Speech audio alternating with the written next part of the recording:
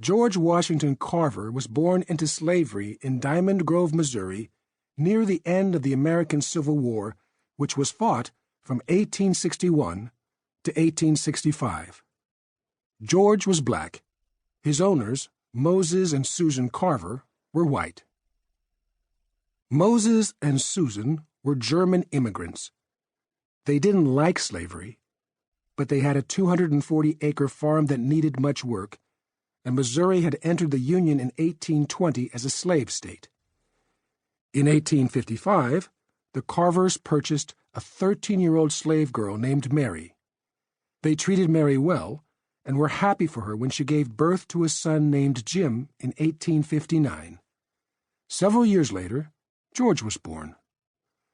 No one knows exactly when George was born because most records among slave owners were poorly kept. Most likely George was born in 1864. His father, Giles, was a slave who was owned by a neighbor of the Carvers. He was killed in a farming accident not long after George's birth. No one knows exactly how many brothers or sisters George had. George lived with Mary and Jim in a small cabin on the Carver farm. The cabin was the original house on the farm. Moses and Susan had since built a larger house, and they lived in that one.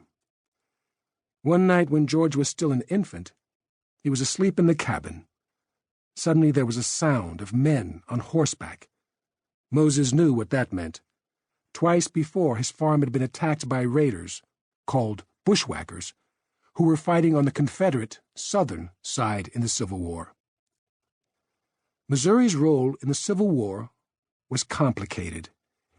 Even though Missouri was a slave state, many of the people who lived there were against slavery.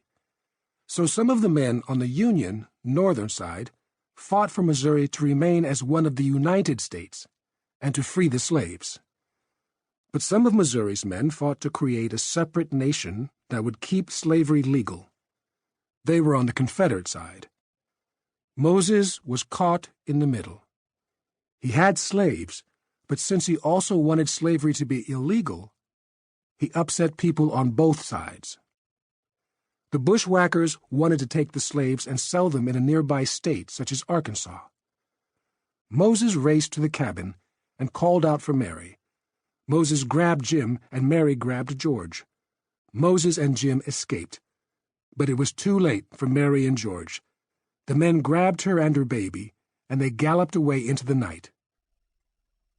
The next day, Moses hurried to Neosho, Missouri, which was about 8 miles away.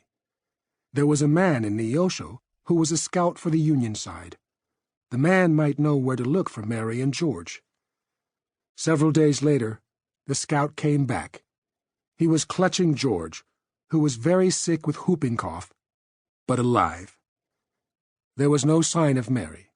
The raiders had abandoned George. Mary was never heard from again. Jim and George were left without a father or a mother, but Moses and Susan were determined to give the boys a family. The Carvers moved Jim and George into the main house and treated them as if they were their own children.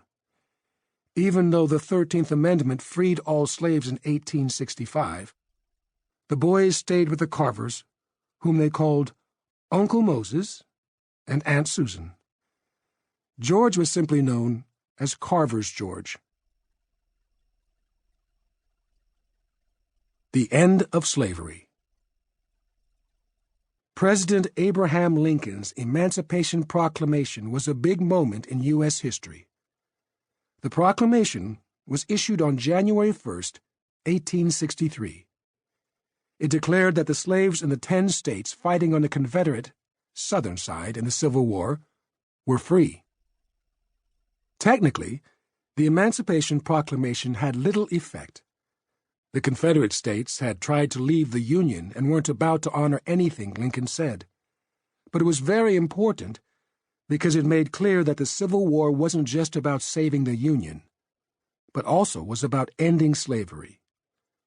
When the Union, northern side, won the war, slavery was over everywhere in the United States.